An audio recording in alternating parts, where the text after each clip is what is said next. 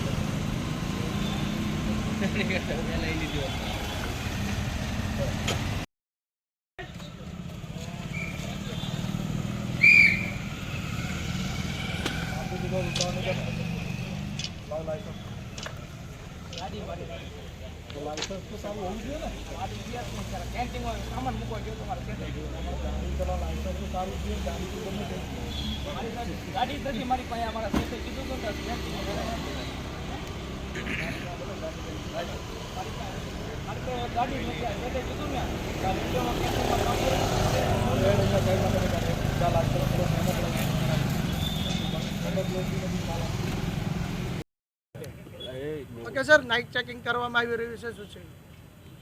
આગામી 31 ડિસેમ્બર આવનારી છે એ અનુસંધાને ઘણીવાર પ્રતિબંધિત નશાકારક પીણા અને પ્રતિબંધિત વસ્તુઓ શહેરમાં ઘુસાડવાનો પ્રયત્ન કરવામાં આવતો હોય છે। તો એને લઈ અને ભાવનગર જિલ્લા પોલીસ દ્વારા ભાવનગરની ઇન્ટર ડિસ્ટ્રિક્ટ 7 જેટલી ચેકપોસ્ટ રાઉન્ડ ધ ક્લોક ચાલુ કરવામાં આવેલી છે।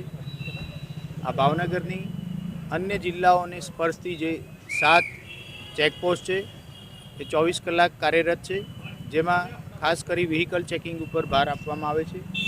એ જ રીતે શહેરની અંદર અને અન્ય તાલુકા પ્લેસ ઉપર કુલ 30થી વધુ જગ્યાએ વાહન ચેકિંગ રાખવામાં આવેલું છે।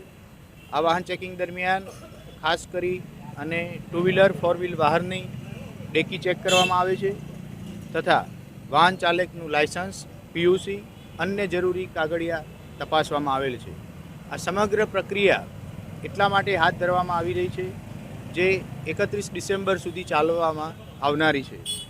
શહેર અને ભાવનગર જિલ્લામાં કોઈપણ પ્રતિબંધિત વસ્તુ ઘૂસે નહીં અને સમાજ તથા દેશ વિરોધી કોઈપણ કાર્ય થઈ ન શકે એ બાબતે આગોતરું આયોજન કરી અને આ ભાવનગર જિલ્લા પોલીસ દ્વારા વાહન ચેકિંગનું આયોજન હાથ ધરવામાં આવેલું છે।